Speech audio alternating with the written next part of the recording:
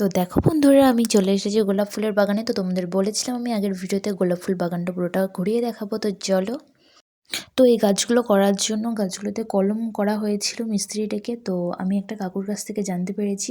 তো ওইভাবেই এগুলো করা হয়েছে। কাকু বলতে যিনি গোলাপ ফুলগুলো চাষ করছেন ওনার কথাই বলা হচ্ছে।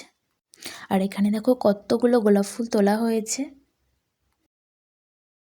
আর তার পাশের জমিটায় দেখো এগুলো চাষ করা হয়েছিল। এগুলো কি ফুল বলে আমি জানি না। কতকটা কলকে শাকের মতো দেখতে লাগছিল সাইডে। আর সাইডে দেখি না কিছু ফুল ফুটেছিল।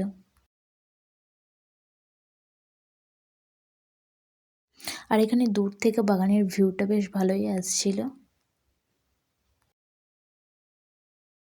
আর এই বাগানটার পাশে একটা খাল ছিল, এখান থেকেই জল নিয়ে কাকু গাছেতে দেয়। আর এখানে দেখো রোদ পড়ে গাছের পাতাগুলো কি সুন্দর চকচক করছে। আমি বাগানে এসে আরেকটা জিনিস জানতে পারলাম, সকালের দিকে গোলাপ গাছে জল দিতে হয়। আর জলটা গাছের গোড়ার দিকে দিতে হবে, না হলে মাটিটা স্যাঁতস্যাঁত করবে। আজ এতটুকুই, টাটা।